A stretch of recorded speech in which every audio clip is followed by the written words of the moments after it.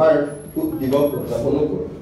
কেনেকৈ ঘৰৰ জাবৰখিনি ৰাস্তাত পেলাই দিব লাগে সেই কামটো কৰোঁ আকৌ মোৰ ধনেৰে মই বিষ্ণুপ্ৰসাদ ৰাভা দিৱস পাতিব উদযাপন কৰিবলৈ ডনেশ্যন কৰোঁ গতিকে এনেকুৱা মানসিকতাৰে এনেকৈ স্ববিৰোধ মানসিকতাৰে উদযাপিত মই ভাবোঁ বিষ্ণুপ্ৰসাদ দিৱসে কেতিয়াও অসমীয়া জাতীয় জীৱনত মংগল সাধন নকৰে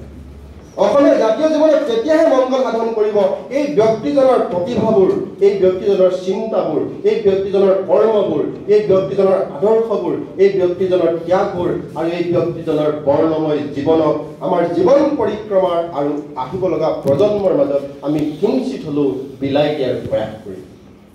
তেতিয়াহে আচলতে মই ভাবোঁ এই বাস্তৱতে আমি বিষ্ণুপ্ৰসাদ ৰাভাৰ দিৱস উদযাপনৰ যিটো তাৎপৰ্য সেইটো আমি বাস্তৱত লাভ কৰিবলৈ সক্ষম হ'ম গতিকে বৰ বেছি দীঘলীয়া কৰাৰ অৱকাশ নাই গতিকে মই ভাবোঁ যে আমাৰ উদযাপনৰ প্ৰাসংগিকতাও তেনেকুৱা হোৱা উচিত বা উদযাপনৰ প্ৰাসংগিকতাৰ আমি সেই দিশত হোৱা উচিত আৰু বিষ্ণুপ্ৰসাদ ৰাভাক আদৰ্শক অনুসৰণ কৰি অসমীয়া জাতি আগবাঢ়ি যোৱাৰ যথেষ্ট পৰিক্ৰমা আছে যথেষ্ট সম্ভাৱনা আছে আমি নতুন প্ৰজন্মৰ মাজত সদায় এটা কথা কোৱা হয় যে মই ডাক্তৰ হ'ম ইঞ্জিনিয়াৰ হ'ম মই প্ৰফেচৰ হ'ম কিবা হ'ম কোনেও নকয় মই বিষ্ণুপ্ৰসাদ হ'ম কোনেও নকয় মই জ্যোতিপ্ৰসাদ হ'ম বুলি কোনেও নকয় মই ভূপেন হাজৰিকা হ'ম তেওঁ কোনো ব্যৱসায়িক শিল্পী নাছিলে গতিকে আমাৰ চিন্তাৰ মানসিকতা যেতিয়ালৈকে এনেকুৱা আহিব যে মই বিষ্ণুপ্ৰসাদ হ'ম মই বিষ্ণুপ্ৰসাদ আদৰ্শৰে জীৱন উদযাপিত কৰিম মই জ্যোতিপ্ৰসাদৰ আদৰ্শৰে জীৱন উদযাপিত কৰিম সেই যি গণমুখী চেতনা আজিৰ শিল্পীৰ মাজত সেই গণমুখী চেতনা আছেনে নাই তেখেতলোকে গীত শিল্প সাধনা কেৱল লিখিব লাগে কাৰণে মনোৰঞ্জনৰ কাৰণে লিখা নাছিল কৰা নাছিল তেখেতৰ গীত শিল্প সাধনাবিলাক কি আছিল জনতাৰ বুকুৰ ভাষা আছিল গতিকে সেই গণমুখী চেতনা ভূপেন হাজৰিকাতে শেষ হ'ল বুলি কয় আমাৰ শিল্পী সত্ৰৰ যিটো গণমুখী চেতনা সেইটো বোলে ভূপেন হাজৰিকাতে শেষ হৈ থাকিব আজিৰ যিখিনি শিল্পী সমাজ এই শিল্পী সমাজখিনি ব্যৱসায়ী শিল্পী ব্যৱসায়িক সংগীত শিল্পী তেখেতলোকৰ মনত আৰু চিন্তাত সেই গণমুখী চেতনা কিন্তু এতিয়া আমি দেখিবলৈ নাপাওঁ গতিকে গণমুখী চেতনাৰ পৰা বঞ্চিত শিল্প সাধনাই কেতিয়াও জনতাৰ মুক্তি আৰু মংগলৰ কথা ক'ব নোৱাৰে গতিকে এই কথাবোৰ আমি গৱেষণা কৰাৰ প্ৰয়োজনীয়তা আছে এই কথাবোৰ গভীৰতালৈ যোৱাৰ প্ৰয়োজনীয়তা আছে তেতিয়াহে আচলতে আমি দেখিছোঁ আমাৰ অসমীয়া সমাজখনক সমন্বয় বাৰ্তাবাহক বুলি কৈছে বিষ্ণুপ্ৰসাদ ৰাভা সমন্বয় বাৰ্তাবাহক তেখেতৰ ৰাভা বড়ো মিচিং কাৰ্বি কছাৰী সকলো মানুহক একেলগে লৈ এখন মঞ্চৰ শক্তিশালী মঞ্চৰ এখন সমন্বয় মঞ্চ গঢ়ি তুলিব বিচাৰিছিলে যিখন মঞ্চৰ জৰিয়তে অসমীয়াই বুকু ডাঠি ক'ব পাৰিব এটা সমন্বয়ৰ জাতি কিন্তু সেই সমন্বয়ৰ হেতু গঢ়া ব্যক্তিজনে যিটো অসমীয়া জাতিক বাট দেখুৱাই থৈ গৈছিলে এতিয়া কিন্তু আমি জাতিটো বহুত বিভক্ত হৈ পৰিছোঁ জাতিটো গতিকে এই সমন্বয়মুখী চিন্তা চেতনাৰ পৰা আমি আঁতৰি আহিছোঁ গতিকে মই ভাবোঁ বিষ্ণুপ্ৰসাদ আদৰ্শৰে আমি সমন্বয়মুখী চিন্তা চেতনাৰ মাজলৈ আমি সোমাই যাব লাগিব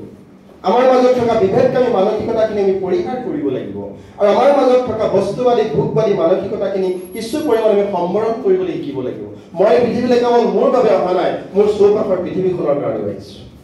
মোৰ অৱদান কেৱল মোৰ মাজতে শেষ হৈ যাব নালাগে মোৰ অৱদান মোৰ চিন্তা মোৰ কৰ্ম মোৰ দৃষ্টি মোৰ চৌপাশৰ পৃথিৱীখনত কিঞ্চিত হ'লেও প্ৰভাৱ পৰিব লাগে মই কেৱল মোৰ সম্পত্তিৰ পিছতে দৌৰি ফুৰিব নালাগে মই কেৱল মোৰ পৰিয়ালৰ কাৰণে সম্পত্তি অকল আহৰণ কৰাৰ প্ৰতিযোগিতাতে লাগি থাকিব নালাগে মোৰ চৌপাশত পৃথিৱীখনত মোৰ চিন্তাৰে মোৰ অৱদানেৰে যদি মই কিঞ্চিত অৱদান যোগাব পাৰোঁ তেতিয়াহে আমি অসমীয়া শুদ্ধ অসমীয়া সমাজ লাভ কৰিব পাৰিম নহ'লে আমি কেনেকৈ এখন শুদ্ধ অসমীয়া সমাজ লাভ কৰিম আৰু এটা কথা যদি আমি জীৱনত আনৰ পৰা শ্ৰদ্ধা ভক্তি মৰম ভালপোৱা প্ৰেম আহৰণ কৰিব নোৱাৰোঁ কেৱল যদি প্ৰতিযোগিতাৰ দৌৰতে দৌৰি ফুৰোঁ তেতিয়াহ'লে সেইটো জীৱনৰ মূল্যই বা কোন সেইটো জীৱনৰ চিন্তাই বা কোন য'ত বিষ্ণুপ্ৰসাদ ৰাভাৰে কেতিয়াও জীৱনত নিজৰ ব্যক্তিগত জীৱনৰ কথা চিন্তা কৰা নাছিল তেওঁ কেৱল সমাজখনৰ কথা মানুহৰ কথা ভাবিছিল যে তেওঁ নিজৰ ইমান বিশাল সম্পত্তিৰ মালিক হোৱাৰ পিছতো তেওঁ শেষৰ জীৱন পৰিক্ৰমাটো অত্যন্ত দৈন্যতাৰে অত্যন্ত দৰিদ্ৰতাৰ মাজত অতিবাহিত কৰিব লগা হৈছিল তেখেতৰ চিকিৎসা কৰিবলৈ পইচাৰ অভাৱ হৈছিল যেতিয়া তেওঁ 67ত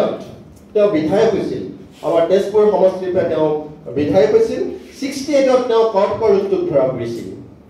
আৰু সেই সময়তে ইণ্টাৰেষ্টিংলি 67ত ভূপেন হাজৰিকাৰ বিধায়ক হৈছিল নাওবৈচা সমষ্টিৰ পৰা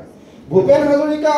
আৰু আমাৰ বিষ্ণুপ্ৰসাদ ৰাভা একেলগে অসমৰ দুজন বিধায়ক হৈছিল তেতিয়া অসমৰ ৰাজধানী শ্বিলঙত আছিল শ্বিলঙৰ পাইনউড হোটেলত তেওঁলোক দুজন 133 আৰু 134 নম্বৰ ৰুমত আছিল আৰু তেওঁলোকে গুৰু শিষ্য মণিকাঞ্চন সংযোগ ঘটিছিল সেই পাইনুট হোটেলত শ্বিলঙত আৰু তাতেই তেওঁলোকে অভিন্ন সৃষ্টিবোৰ কৰিছিল যে এই তাৰপিছত কিন্তু দুৰ্ভাগ্যজনকভাৱে অসমীয়া নিয়তিৰ কি পৰিহাস পৰৱৰ্তী বছৰতে বিধায়ক হোৱাৰ পাছৰ বছৰতে তেওঁ কৰ্কট ৰোগটো ধৰা পৰিছিল আৰু ধৰা পৰাৰ পাছৰ বছৰতে তেখেতে এই সংসাৰৰ পৰা ইহলীলা সম্বৰণ কৰিব লগা হৈছিল যে সেই সময়ত যদি পৰিক্ৰমালৈ যাওঁ তেতিয়া বহুত ৰাজনৈতিক পৰিক্ৰমাতে ক'বলৈ এটা ভাষণ ৰাজনৈতিক পৰিক্ৰমাৰ ওপৰতে ক'ব লাগিব মই মাত্ৰ গোটেই দেশবোৰ আলোক জাষ্ট স্পৰ্শ কৰি যাবলৈহে চেষ্টা কৰিছোঁ গতিকে সেই যিটো ৰাজনৈতিক পৰিক্ৰমা আছিল তেতিয়া আজি যিটো জ্যোতি চিত্ৰবন আমি লাভ কৰিলোঁ সেইটো ভূপেন হাজৰিকা আৰু আমাৰ বিষ্ণুপ্ৰসাদ ৰাভাৰ যৌথ প্ৰচেষ্টাৰ ফলত বুলি কোৱা হয় তেওঁলোকে সেই সময়ত শ্বিলং বিধানসভা সেই বিষয়টো এটা সজোৰে উত্থাপন কৰিছিল আৰু তাৰ ফলশ্ৰুতিতে হেনো আমি জ্যোতি চিত্ৰবন আজি গুৱাহাটীত লাভ কৰিছোঁ গতিকে এনেকুৱা ধৰণৰ বহুত কথা ক'ব লগা আছে আৰু যে তেওঁ যেতিয়া সেই কৰ্কট ৰোগটো ধৰা পৰিলে 68ত আৰু 69ত তেওঁ প্ৰায় জীৱনৰ অন্তিম ফাললৈ গতি কৰিছিল আৰু গতি কৰাৰ লগে লগে এই শিল্পী সত্তাটো আপোনালোকে লক্ষ্য কৰিব এখন বিয়াৰ চিঠিত তেখেতে পিছফালে লিখিছিল